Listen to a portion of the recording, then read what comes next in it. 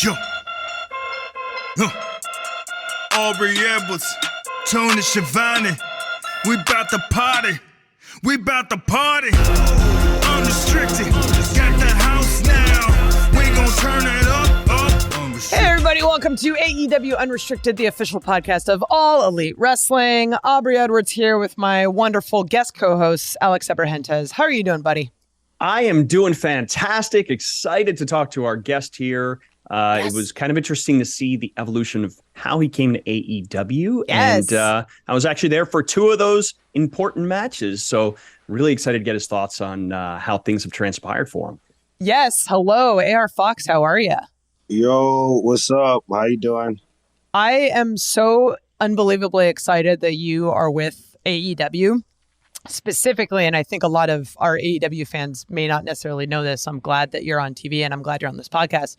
But you have had such a huge hand in so many people in the wrestling business that it's like when you got offered the contract, it was like, good, finally. Like this guy deserves it. Like you've worked so hard to get to this point. So congratulations, man.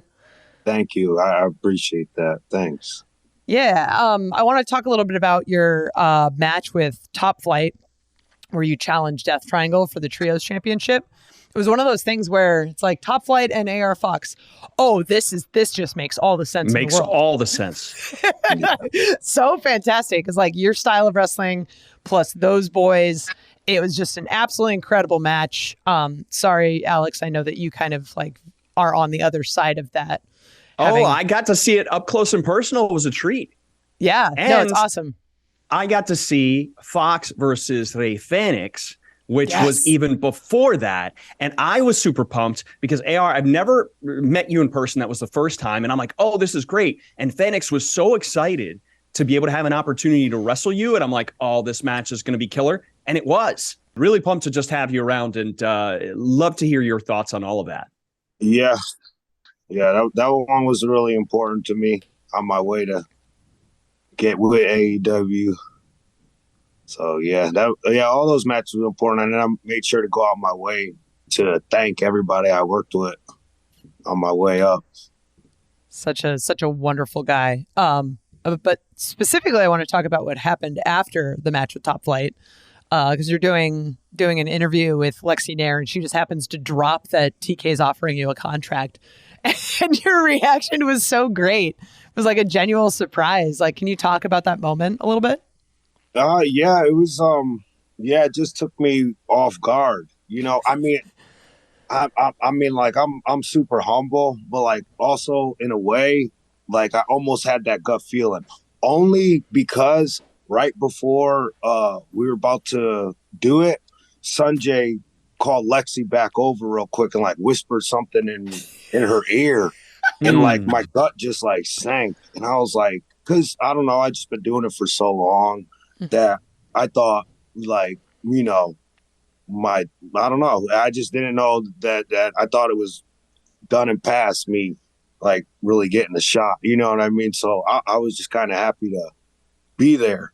But yeah, it was crazy. I don't know. I'm kind of still speechless about it. I don't know how to explain it. It took me off guard was the first thing. And then all these thoughts were coming through my head and I didn't know how to feel or what to think, but I'll never forget it. It was I don't know, I can't really describe it. It was like how it was. My reaction is still the same.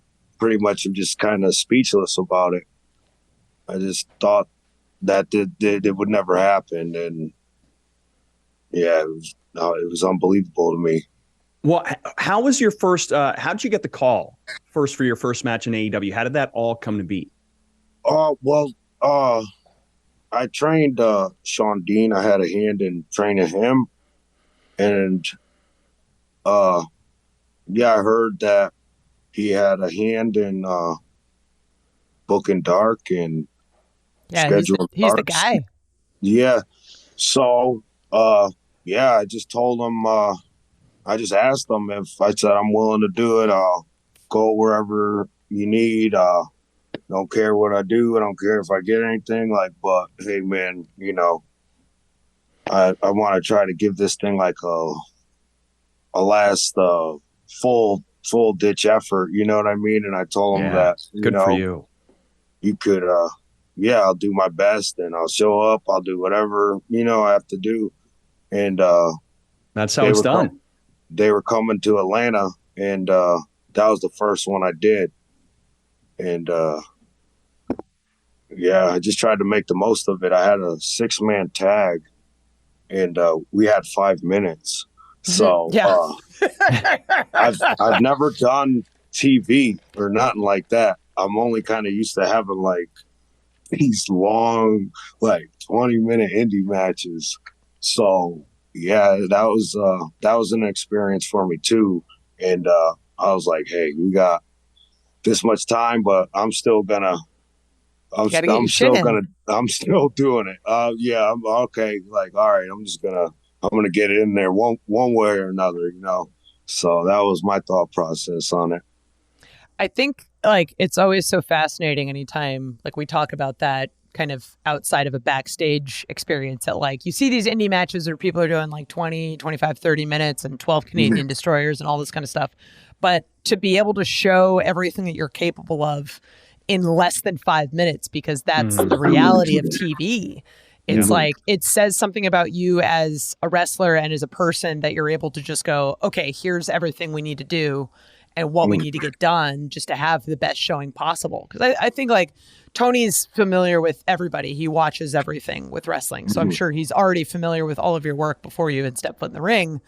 And to just do that it's a really hard skill. So congrats for your first time with doing TV wrestling, that it's like, oh, 5 minutes, cool, whatever. Turns out it worked. Yeah. It's working. What was the match? It was me and 2 of my students. Fun. Well, they moved on now. They're not. I don't really call anybody my student because they're always students. We're all normal like type thing.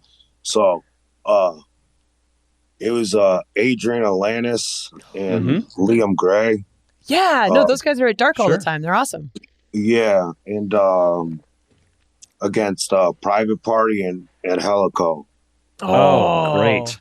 Yeah. That's a fantastic combination. I love that. Yeah. Speaking of fantastic combinations, I want to talk a little bit about your match with Swerve in Seattle, just because I know you guys do have so much history together.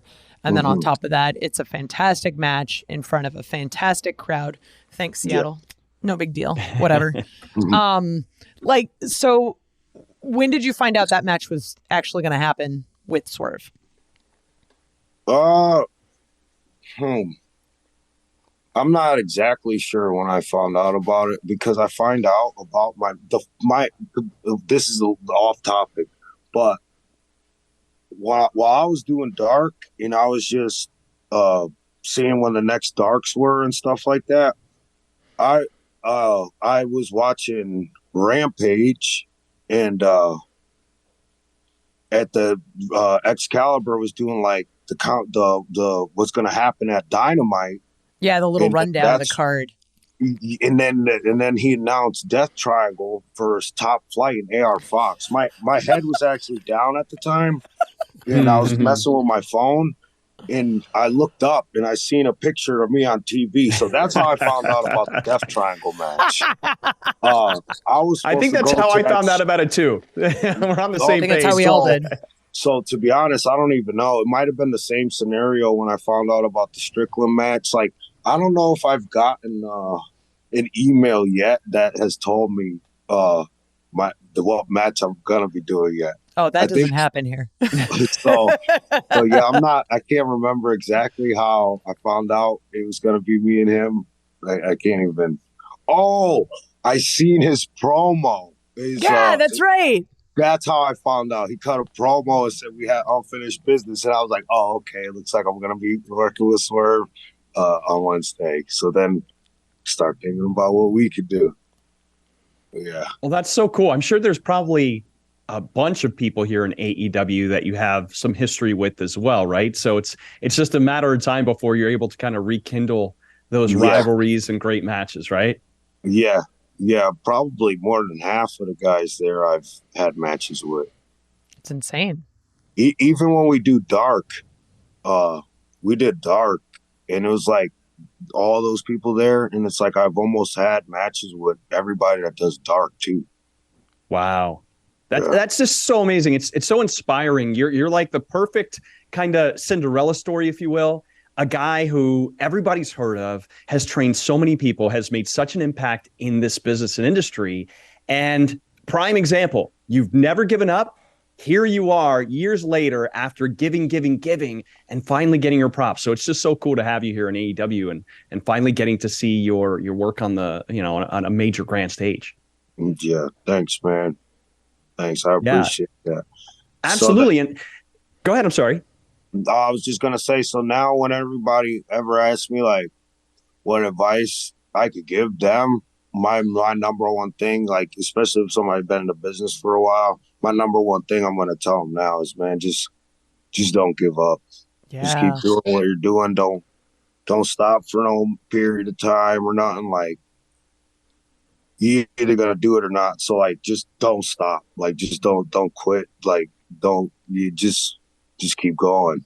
Just keep going. Just always give 100%, no matter what. Just try your hardest. And, if you just stop, then you end up stopping, and you choose something else. But if it's still something you want to do, just don't quit. Great advice. Can we talk about WW4A? Because I know a lot of folks have heard about it, and I think it'd be awesome. Can you tell us, how did that come to be? Give us the backstory on that. It's the WWA4. I'm actually sorry. Yeah, it's cool. I'm actually here now because we got training today. Ooh. Well,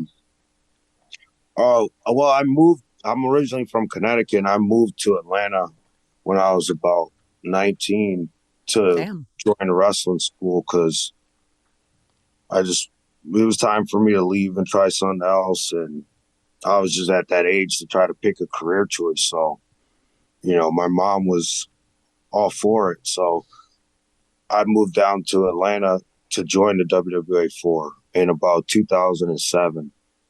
And the owner was a man named Frank, and he seen me, I never really had like top success, but he seen that I was going to Japan and going out the country and doing like bigger indie shows. But like I would be training still Monday through Thursday, pretty much since I started. Like I've had some little breaks, but so he just seen me training. He just seen me helping out people. He just seen me cleaning up, taking out the trash and all that stuff. So finally he was like probably maybe 80 years old. Damn. But like a kind of like, there's different levels. He was like almost like a rough 80. So it was about time for him to be done with the school. So he was trying to sell it. I don't know much about selling businesses or stuff, but the numbers he was telling me were high and nobody was buying this. We were in back of a strip club at this point. I heard about that. Yeah. So nobody was trying to buy it. But see, it was originally the power plant, and like then it turned to WWA4. So it was pretty successful, and it was his. So he wasn't trying to lowball it. He was trying to get a lot of money. So he was never able to sell it. So then he was like trying to auction it, and people were walking in the back of the strip club and just looking at like rusty weights, and they didn't know if they were boxing or wrestling ring. So nobody did that either.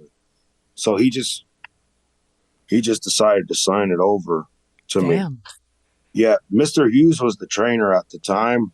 Oh, and I was just a student. Wow. I've been there. We all sat down. Amazing. And the ultimate decision was that I was going to get it. He decided to get it. Yeah.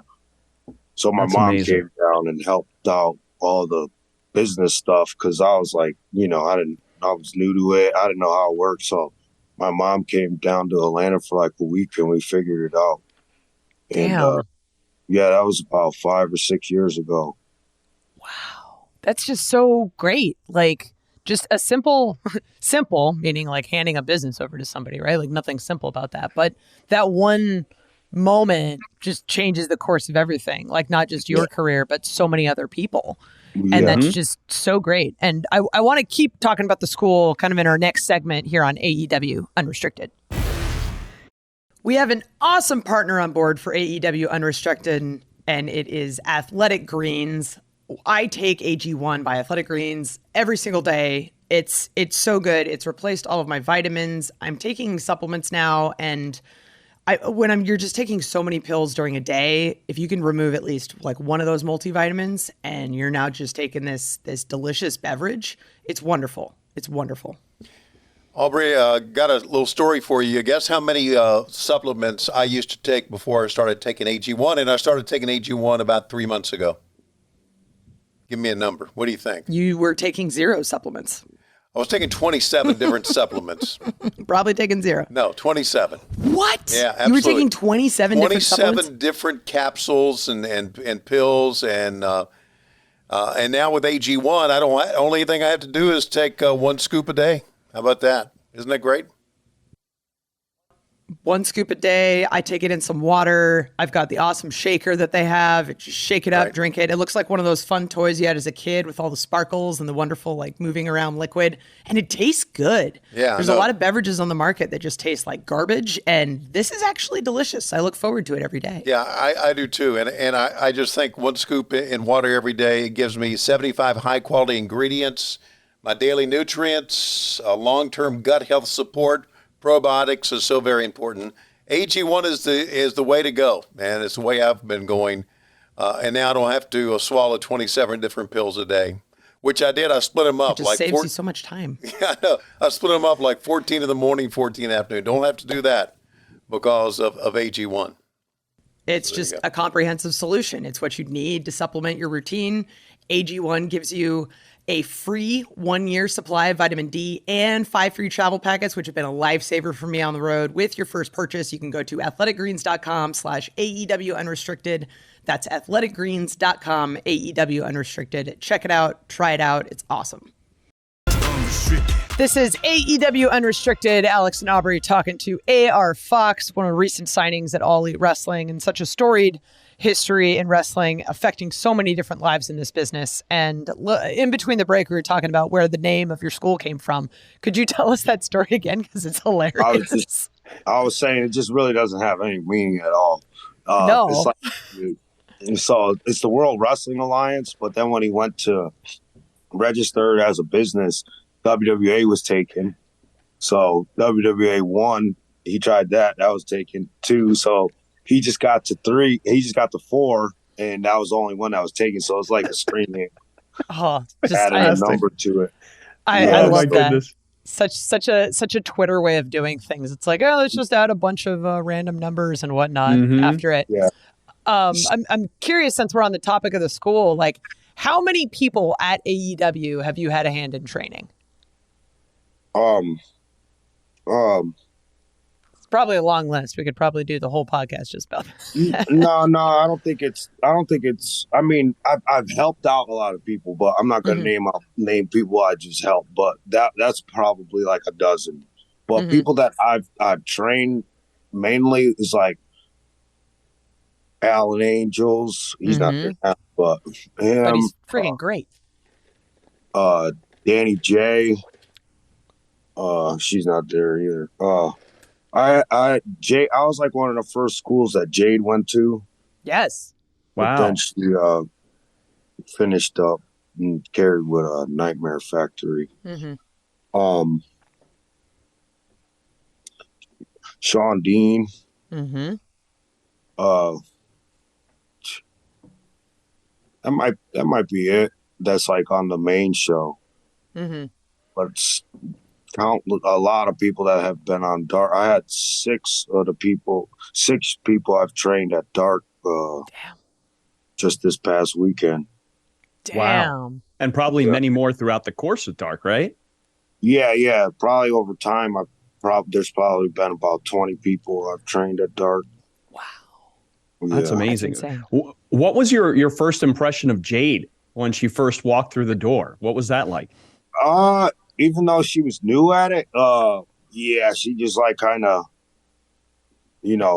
commands, or like she just has an aura about her or whatever. So she came from doing like a tryout already, and like she ended up here. Like I don't know if she was told to come here or, but she was like, yeah, I need more training. They said so.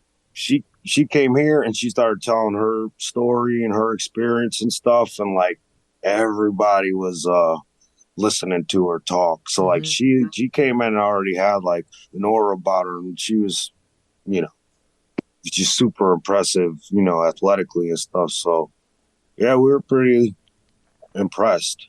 And yeah, we listened to her little story and stuff. Yeah. So I wanna talk a little bit about Lucha Underground, just because I know that you've got a lot of history there. You were Dante Fox in Lucha Underground.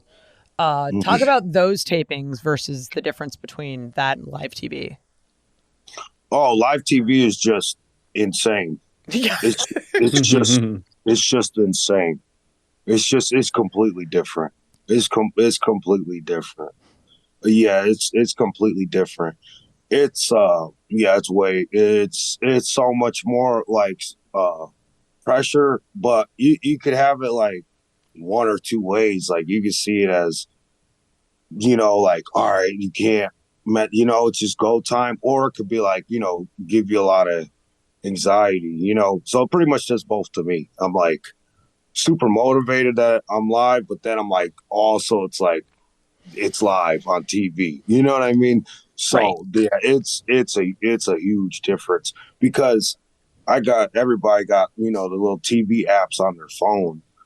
So even though it's playing on the screen at the viewing area, sometimes you're not always there. You're outside or you're warming up or whatever. So I always, every single Dynamite or anything I've done, I've been having it on my phone live in my pocket, and I'm literally watching it, and I'm like looking out, and I'm like, this is really happening right now on TV. So like I just think about people that aren't, when you do the taping, it's like you're thinking about the people that are there physically, you know.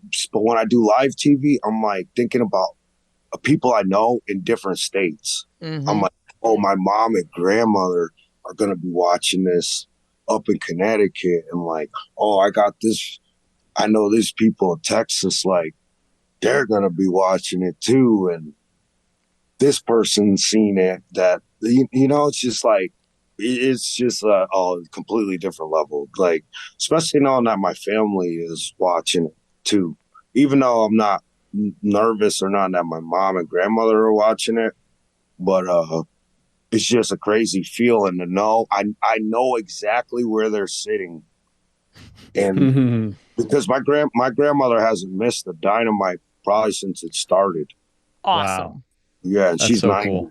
She knows every single person. Every single storyline. She tells me who she don't like, who she likes, everything. That's the best. You gotta love it when your family's into that. Yeah, it's crazy. She'll tell you anything about everything wrestling. She watches it like every night of the week almost. That's awesome. That's great. I wanted to ask you, because speaking of Lucha Underground, you were Trios champions over there, and now you have an opportunity to potentially be Trios champions over here in AEW. Are you a fan of working 6-man matches? Do you enjoy those? Yeah, I like them. Yeah, they're cool. Like, my favorite thing about wrestling is coming up with stuff, like being creative, like doing like stuff people haven't done before. This is my favorite thing to do. Even if it's not the coolest thing, just if somebody hasn't done it before. So in a trios match, I like them because it's almost like you got a couple more colors to paint with. I like that. Yeah, so I could do different stuff than I can in a singles match. A singles match might be my favorite match to have, but then again, it goes back to like that. Oh, I'm motivated at like on one side, but then it's like the anxiety factor on the other side, because it's like, damn, everything that I do, it's like the whole match is me. Like, you know what I mean? Whenever I'm in control, like that's what and whatever I decide to do, like that's what everybody's going to see. So, yeah. But the singles match is my favorite. The trios matches are fun. They're fun. They're fun in a different way because like they're almost a little easier because you're sharing it with 5 other people. So right, it kind of makes it more fun because it takes a little bit off you of, you know, having to know so much stuff that's going on, or even like cardio wise, it's like a lot easier. So, in a way, it kind of makes it more fun. Like, oh, it's a 6-man tag. Like it's like, it's not like seeing like, oh, I'm in a singles with like this much. So like, it's kind of, they kind of are almost like, I don't know. I would say like a lighter match than a singles match, you know? So like, yeah, they're cool, sure, you know, but still at the same time, it's like the same overwhelming like pressure and anxiety to like do the best though, even at the same time though. It's overwhelming in a different way. Yeah. Yeah. And it's so cool that you've got, I'm sorry, Aubrey, go ahead. No. Go ahead. I was just going to say, it's so amazing to me that you've got Dante and Darius, who are so complimentary to you as tag team partners, which just makes it even so much more fun to watch because it seems like you guys are always on the same page without even having to talk or say anything. Yeah. Yeah, we just clicked right away. And they're super nice and humble and welcoming to me. So, yeah, it was just easy.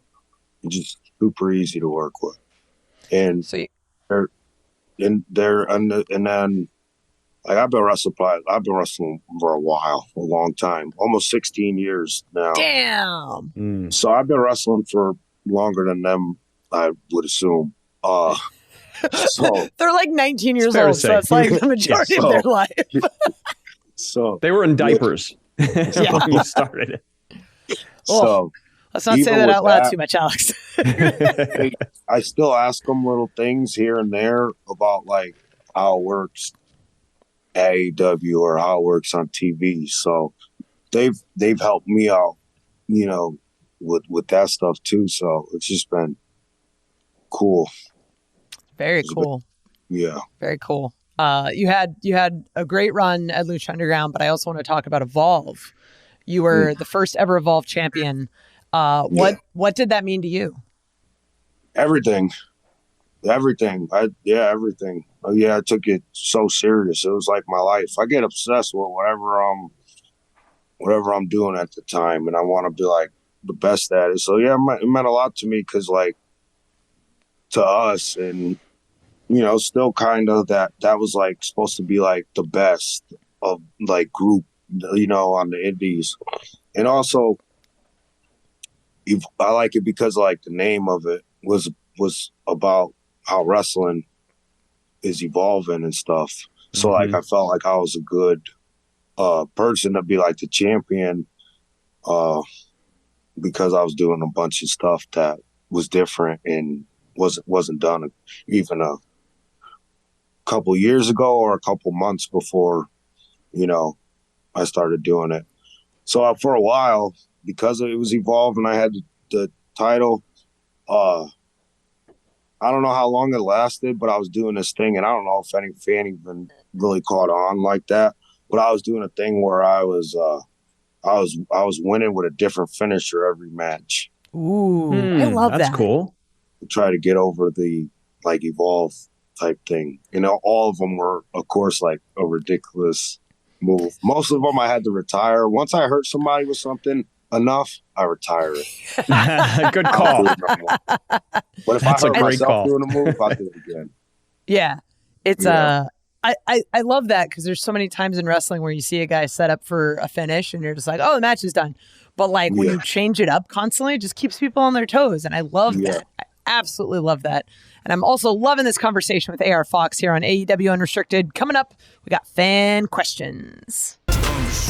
It's Alex and Aubrey back at Unrestricted here, having a fantastic conversation with AR Fox. We're learning so much. Man who's done so many things for so many different people. And now He's going to do something for the fans and answer some fan questions. Fox, are you ready for these? Oh, yeah. All right. So the first one we got is from Marco Solis Martinez, who wants to know, AR Fox, what was your first impression of the AEW Locker Room once you signed, and which championship do you have your sights on? Well, I already knew probably more than half of the guys there, so it was super welcoming there. Let me tell you this. The locker room was so nice to me that when I first did my first dark, I didn't realize that when you do dark, you don't go in the main locker room. Well, I was in the main locker room when I was only doing dark, and everybody was talking with me and joking and laughing. And nobody mentioned like, hey, man, you know, you like, I had my stuff down. You know what I mean? Like, that's AEW. The spots are kind of limited in the locker room. You know, I don't even do that now that I'm realizing how it's working. But I just am used to wrestling and going in the locker room and putting my stuff down and just dumping everything everywhere. So, yeah, everybody was super nice. Aubrey, you went out your way to make me feel welcome there. I remember that. You told me if I needed anything to let you know. Hell yeah, man. Stefan also went out his way to make me feel welcome there. Mark Henry went out his way to make me feel welcome there. Regal was there at the time. He went out his way to make me feel welcome. Everybody, as soon as they see me, just were like, you know, on the indies, you know, I'm still like being quiet and stuff at AEW, but on the indies, whenever I would see people from afar, I'd be like, "Hey-oh!" And like, it'd be like this like little party. Like I was always trying to like bring people up. So some of the people even remember that, like Eddie Kingston, when he seen me from all the way afar, he was like, "Hey-oh!" dapping me up. And yeah, I can't say it. I haven't felt like any kind of like anybody being cold to me or bitter or anything.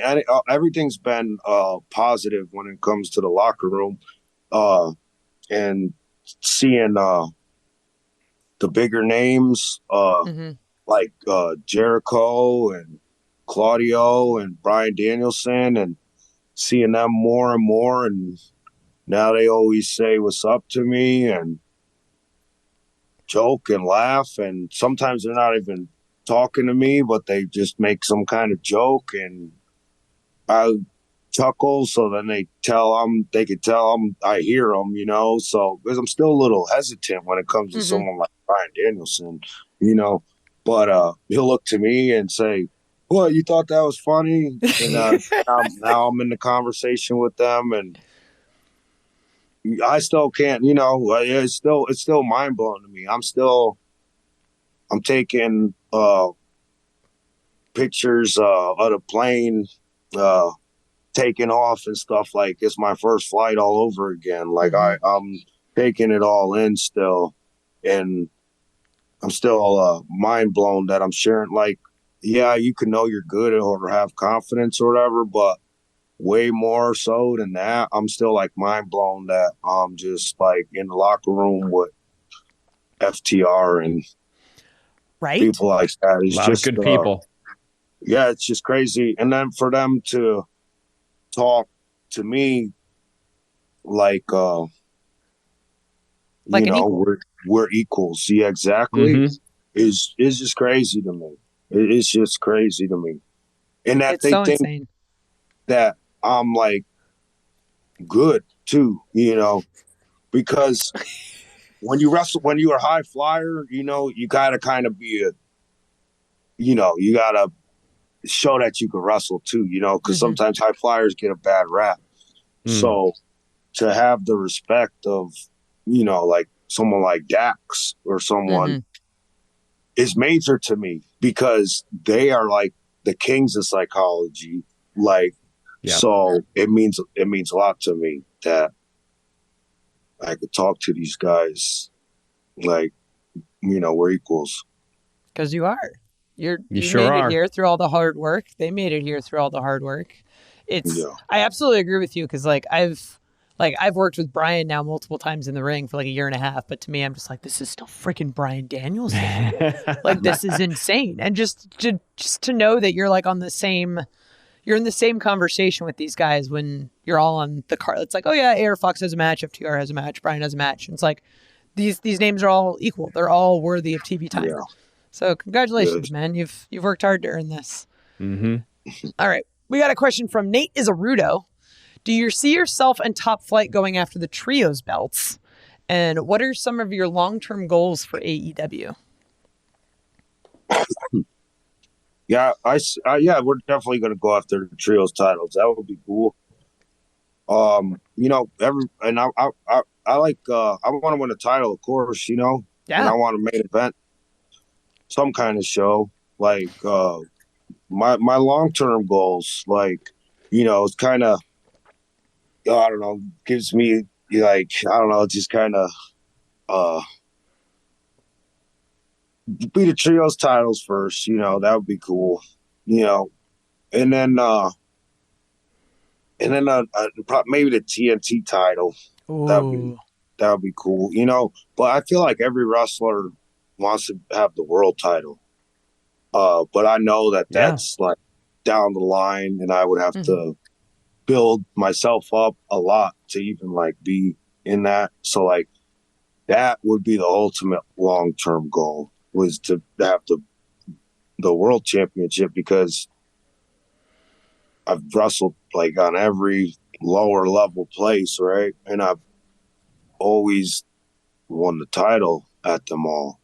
So like every time I do AEW, that's kind of like something I tell myself. Like, it's the same thing. Not it's the same thing, but we got crazy talent at AEW. It is crazy. Those guys, and they go crazy too. They go 100%. So, but on the indies, they're not as good by far. They're still working on it, and they always don't give 100%. So, like, 90% of the time, I stole the show on the indies. So, like, when I do AEW, I'm like, man, it ain't nothing new. I'm gonna steal the show, and I'm gonna win the title. So I kind of tell myself that. So, yeah, I want to win the world title eventually, but I'd have to learn how to talk a little bit too, though.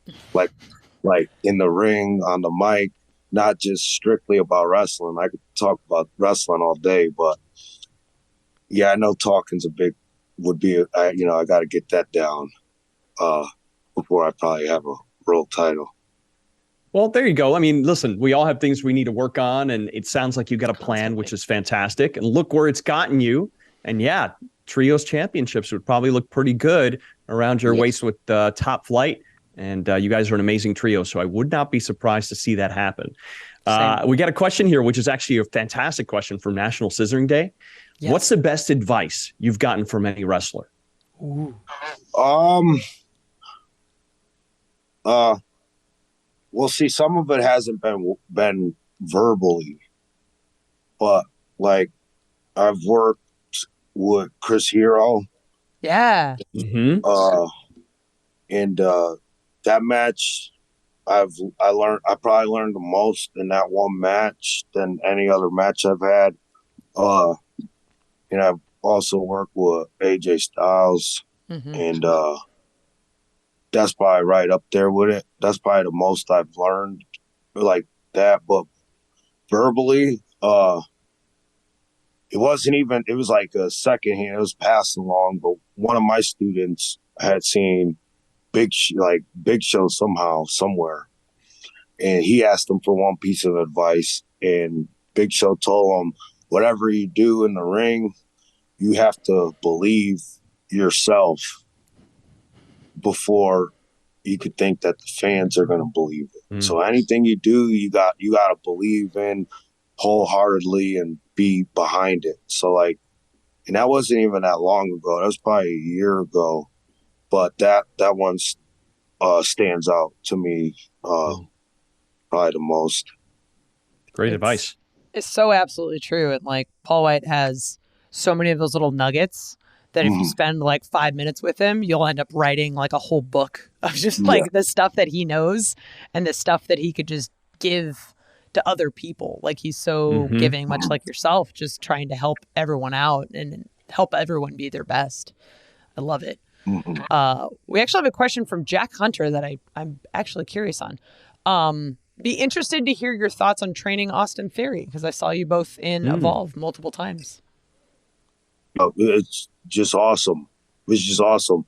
It's insane. And we talk all the time, and it's just mind blowing. He's happy to be there. It's crazy. He was just crazy.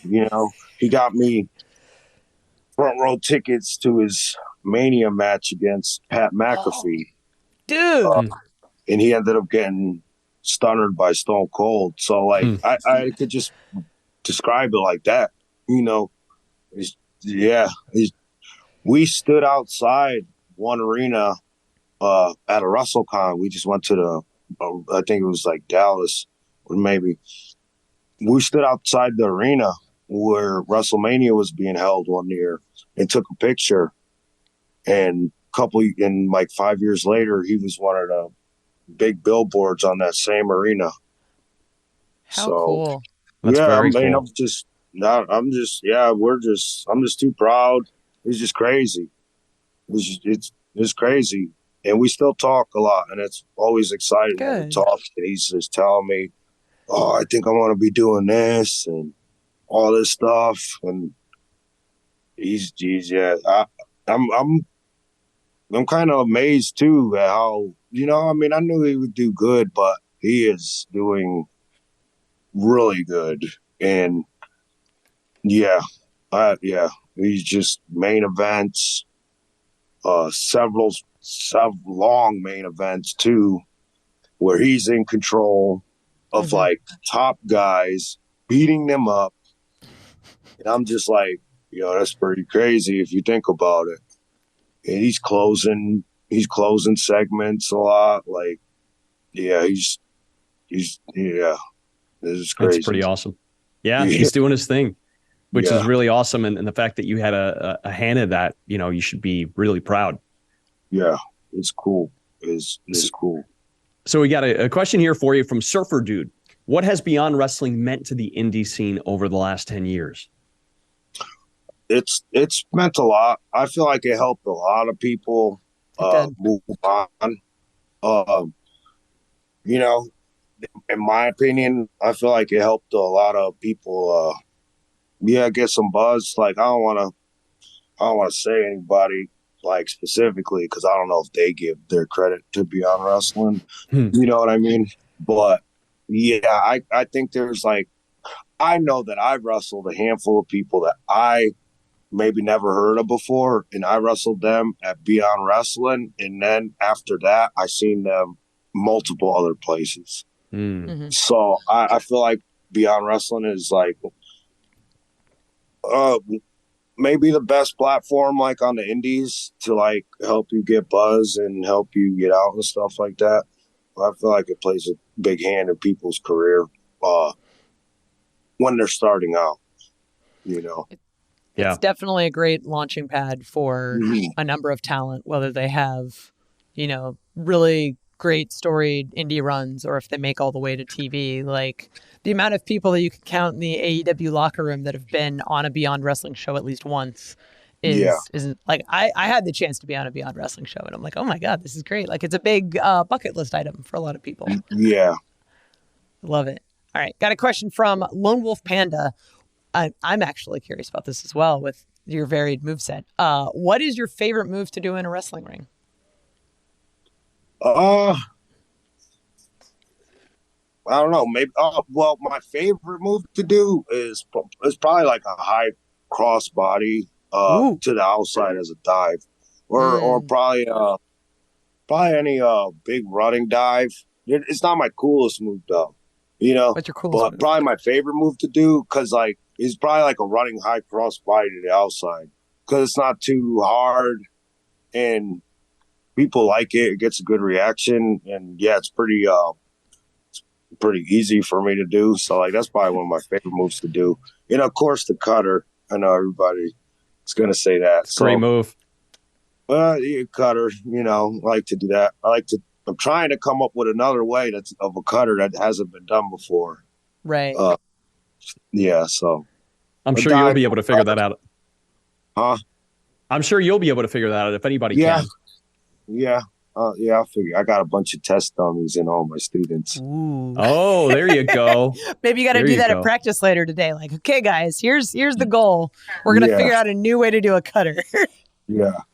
Pretty much everything I do at AEW, I tried on my students earlier that week. Like it's all good. Very cool. Well, we got a great question from the Big Rob. He wants to know, what are 3 matches that everyone should watch of AR Fox? Ooh. My death match with Swerve with Kill Shot from Lucha Underground. Hell yeah. I like the ladder match that I had with Mike Bailey from CZW. Oh, dude. Yeah, it was pretty crazy. I had a lot of fun matches with Derry. I don't really know which one necessarily. Oh, I guess if I would have to say a third, so I would say the Lucha Underground death match, me and Mike Bailey in a ladder match. And I really like me versus Josh Briggs from Evolve's last show ever. We were the main event. We were the last match Evolve ever did. Me versus Briggs. Just as a closing question, just because that's a great segue. So you were the first ever champion at Evolve, and you got to be the last match ever. What did those 2 moments being like bookends, what did that mean for you? It was everything. It just been a lot to me. It was cool. So I just put a lot of thought into it. I put a lot of crazy thought into my matches, maybe more so than any other wrestler. But I think about a match for like an entire week or 2 if I know I got it. So yeah, that match, I remember thinking about that match a lot. And it meant a lot to me. I just knew it was going to be the last one and live on for super long and stuff. So yeah, I just put a lot of thought into it. So yeah, it was cool. I wanted to win. I beat Josh Briggs in it, but I wanted to beat him where everything all made sense and everything. So I beat him with a head kick. Because I feel like that was the most believable thing I could do. I love it. I love it. Cool. I love this conversation with you. I love how humble you are after all the success you've had and being able to see all of your students have success. Like, to have the attitude you have is so absolutely great. And I love that you're a part of the locker room and you get to help us continue to build AEW into the amazing thing that it is. So thank you so much for being here today, man. Thanks. Appreciate you guys having me. So thank you so much. Anytime. You can follow AR Fox on Twitter, @ARealFox with 2 X's. You can listen and follow this podcast. New episodes every Thursday, Apple, Spotify, wherever you get your podcast. Video episodes on Mondays, just search AEW Unrestricted. Dynamite on TBS on Wednesdays. Rampage on TNT on Fridays. You can see all of these guys on this podcast killing it on all of these shows. Elevation on Mondays, Dark on Tuesdays. This is just, there's so much awesome wrestling. You can see all these awesome guys, including AR Fox. And thank you so much, Alex, for being my co-host, AR Fox for being my guest here on AEW Unrestricted.